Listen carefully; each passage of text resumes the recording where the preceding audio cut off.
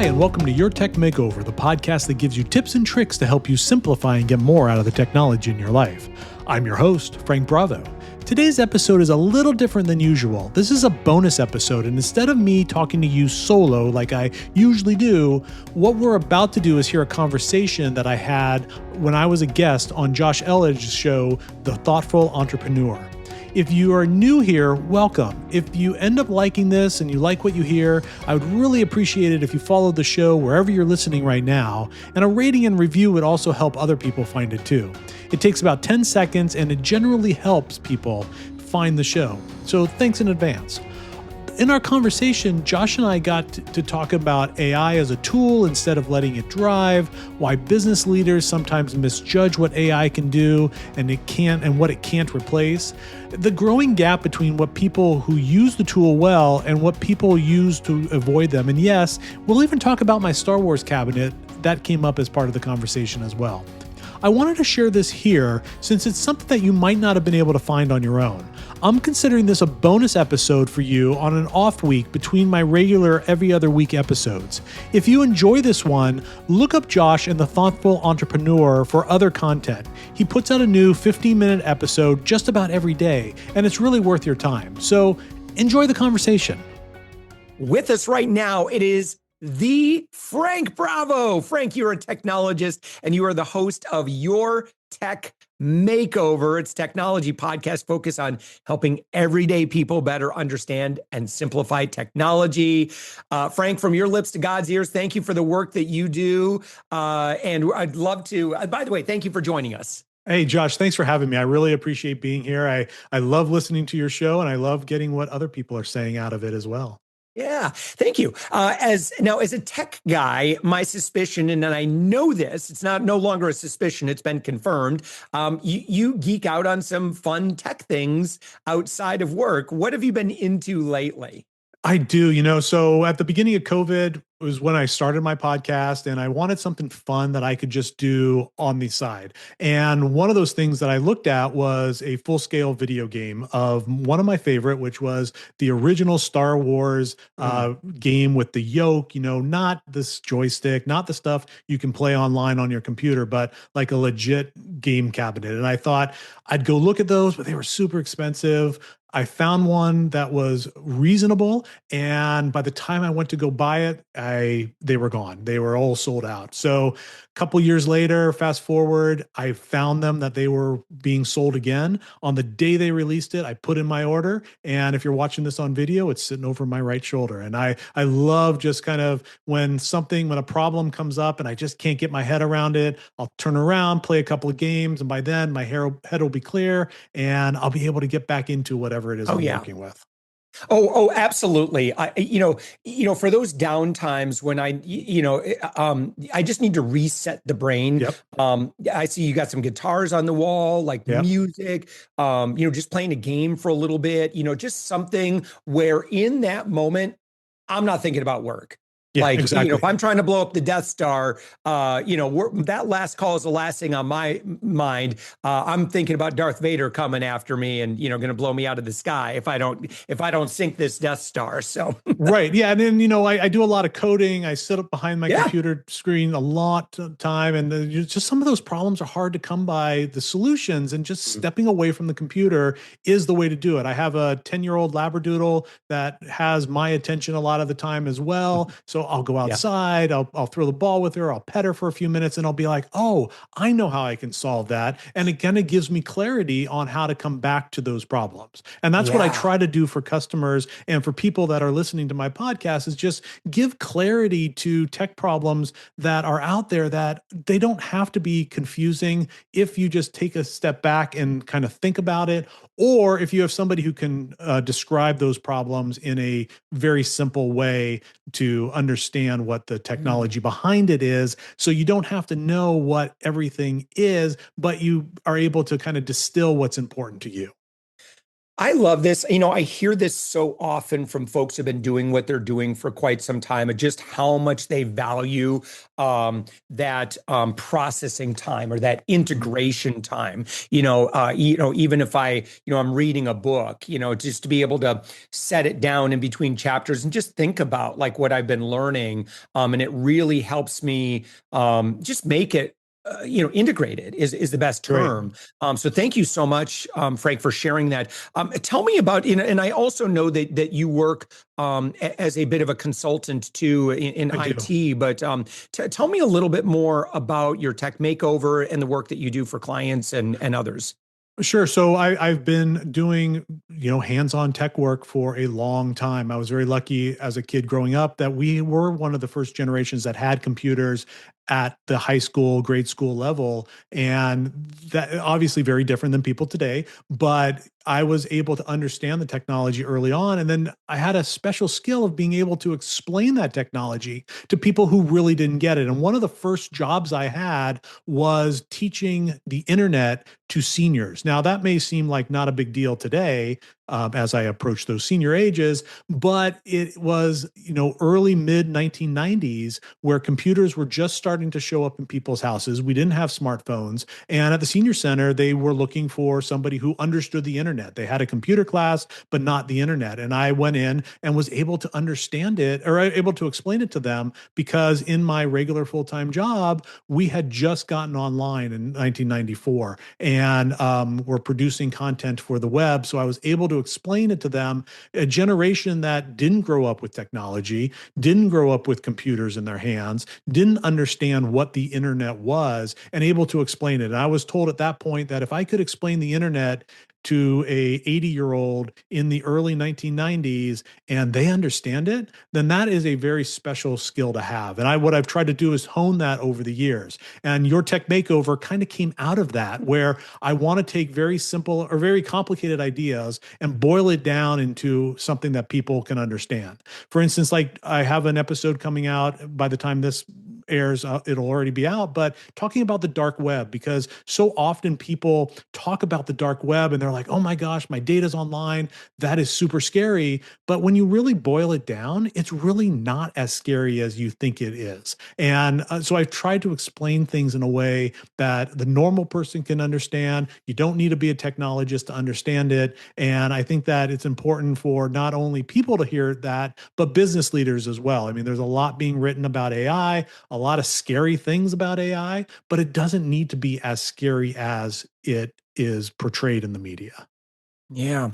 Well, your audience, includes, just grandmas, I'm sure, Yep, it absolutely. includes, regular old people. And then, I think about, just higher level leaders Hmm. and, how being able to manage our technology in our personal lives really allows us to perform a lot Yeah. better. If I'm not frustrated by something that's going on in my personal life, I could show up a little bit better. And of course, technology blends into obviously what we're doing during our day jobs as well. What are some of the you'd mentioned, the dark web? What are some other areas that you cover quite a bit as part of your tech makeover? And then, yeah, we'll start there, and I've got Sure, some sure. follow-ups. So two things. One is passwords. Passwords are one of those things Mm, that you can't go anywhere without a password. And there's a lot of people that share passwords with multiple people, or they use the same password across multiple accounts. oof. And I used to be super paranoid about this. I used to be of this opinion of don't write down passwords. And while I still have that opinion, it has kind of morphed over time. It's don't write down those passwords and put it on a sticky note on your computer. So I don't mind people writing down passwords, but password managers are better because password managers, you now have one password that gets into everything, and it allows you to create multifunctional passwords that are not super easy to break, and you don't really need to know what they are because your password manager is saving it. So that's kind of number one, is that use passwords that are good, but you don't have to be 50 characters that you have to remember. You have to be 50 characters that you have a device that is able to remember them for you. Then the second thing is travel tips. technology, when we go on planes, when we're traveling from place to place, it's important to remember the things that are important for those technologies. I mean, in my house, I know I have a charger. I know I have a plug that I can plug that charger into. If I'm traveling, I may not remember that cable. And now all of a sudden I'm at the airport, I'm buying a $5 cable for $50. And that's a Right. Oh, horrible literally. experience, right? That I mean, literally just happened to my daughter. yeah. And was stuck. And yeah, those cables really are 40, $50 at the Yep. airport. It was mind blowing. So one of the things that I do now that I travel almost monthly is I have a package of cables that travels with me. I don't Yeah. need to worry about the cables that are here on my desk. They sit in my suitcase, and I know that when I go, those tools are going to come along with me. So just hints like that. What kind of batteries can you bring on an airplane? That's a huge thing right now. Is if you have battery packs, you can't just bring any old battery pack on the airplane. They'll stop you if they're of a certain size. And if you go to use it, they want it out in the open because they don't want those things catching fire, which happens from time to time. So it's those kind of things that I talk about that is, yeah, the little old lady who has the computer problem, it would be definitely useful for them to listen. I don't mean to harp on little old ladies, but but it's also everyday life. People that are traveling, people that are out there with their technology, what's good, what's bad, Wi-Fi, all those good things. Frank, I'm sure you address AI quite a bit. Yep. Here we are, it's middle of 2026. What are you currently talking about on the topic of AI?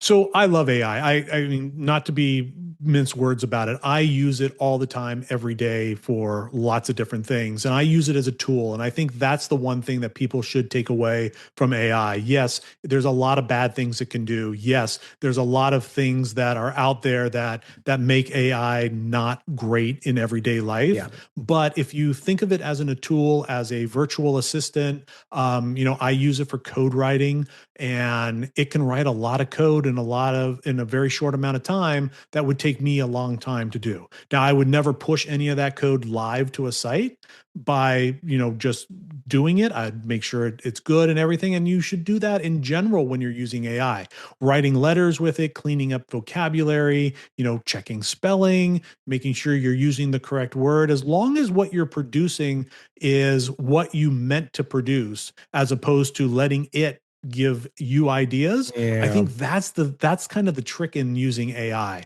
I know a lot of newspapers are not allowing letters to the editors by AI written tools. And the reason is they're afraid that AI is going out and changing the meaning of what the person meant to say. And I always look at it as, if that person is sending in the letter, they're the ones putting their name on it. And even if AI has changed it, I am hoping that they have read it and they actually understand what they're sending in. So using AI as a tool, not as the end all be all, I think is really the magic of what AI is going to be able to do for us as a community. Yeah, I think that, there's such a big pushback on slop. And that to me comes from inexperienced or just users that aren't using the tool well, and they're letting the AI sit in the driver's seat. And I don't think that that's going to give you slop. And slop looks like both. We know what slop looks like visually, but the same thing happens with copy, with whatever you're trying to do, social media engagement. Like we're folks are getting more and more sophisticated as to what AI slop in writing looks like. And let me just tell you, I don't think I can say this warning big enough, but if you're using AI to represent you in human person-to-person communication, it really can come back to it's a huge net negative, and you could lose the trust and the relationship of people that you've worked hard to build that human capital with. So do be careful. But on the other hand, Frank, I'll give you an example. My son, looking for an internship. He's a mechanical engineer student and just finished his second year. And so, using Claude, he has software that will automatically scour all of the best opportunities for him based on, everything about him, his background, his GPA, what he loves, what he's good at. And then it scours looking for opportunities. It takes his resume and writes unique versions of his resume for every single position, it strategizes with him on how to land each of these positions based upon everything that it's able to learn. It gives him all of the advice for the interview and how to land the role, and then just, how to negotiate. And I mean, good luck.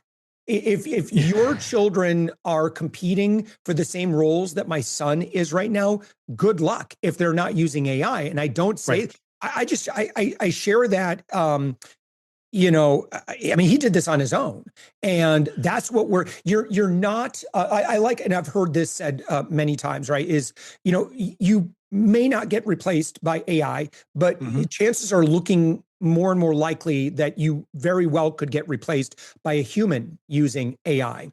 And I think you're exactly right. We've always talked about this, the wealth gap, the education gap, the technology gap. And now, there's this AI gap. You don't have to like AI, but if you choose not to use these enhanced tools, there's just going to be that gap is going to become more and more pronounced. And, you and your family members are not going to get access to opportunities that others will. And again, I want to be real sensitive to how I'm saying that. And I'm sorry if I said that in kind of a cold and callous way, but my son just happens to be someone that I saw on the back end of what he was doing. I'm like, wow. Oof.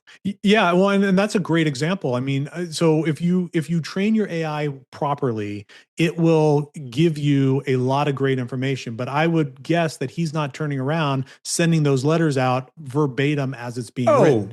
No way. I'm sure he has Thank you. trained the AI to understand how he likes to write, how he likes to express himself. I look at that in the coding that I do. And I sat through a demo of a new piece of software that I was thinking about using. And in that demo, there were probably half the people that had never even written a line of code. And that's what scares me most about AI is that, and the slop that comes from it is, yes, you could do what I do, but I feel like I'm always going to be able to do it a little bit better because I understand the concepts behind it. And this, I think, is where business leaders kind of miss the point on AI. And they think, oh, well, I'm just going to replace this entire department with an AI bot to go out and do things. Because yes, you could probably do that and you probably could do okay for a little while. But at the end of the day, you're going to end up with problems that you don't even know you have because you don't even understand the technology or the reasoning behind doing certain things.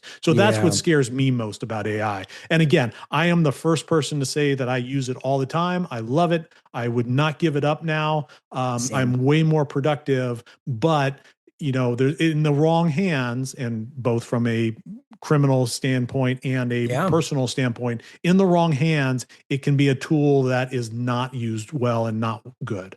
Yeah.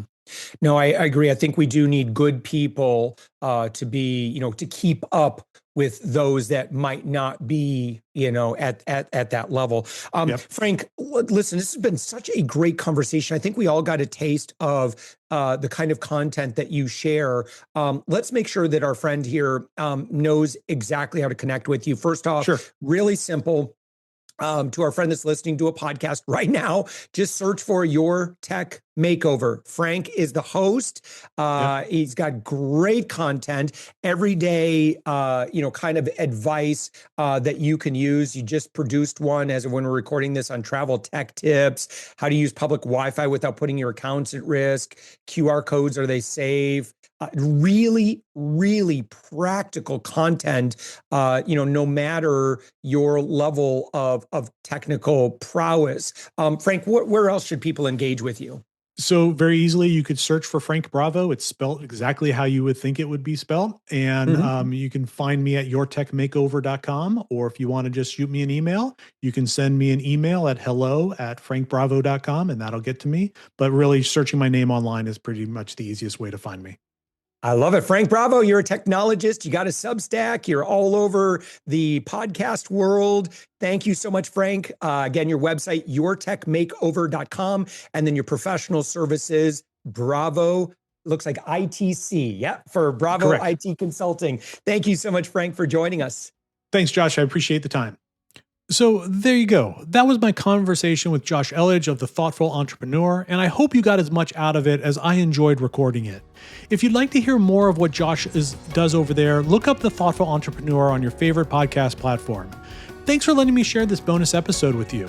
Regular Your Tech Makeover episodes continue back on their normal schedule every other week next week. And as always, if you have ideas for topics you'd like me to cover, please feel free to contact me via email at frank@yourtechmakeover.com. That's it for now. Thanks for listening to Your Tech Makeover. If you haven't done so already, don't forget to subscribe to this podcast so that you don't miss an episode. And if you're on Substack, make sure you subscribe to the newsletter so you're alerted when new content is posted. You can always check out yourtechmakeover.com where you can find more information about each episode. And if you want to find out more about me, please visit bravoitc.com. Thanks for joining me, and until next time, I'm Frank Bravo, and this has been Your Tech Makeover.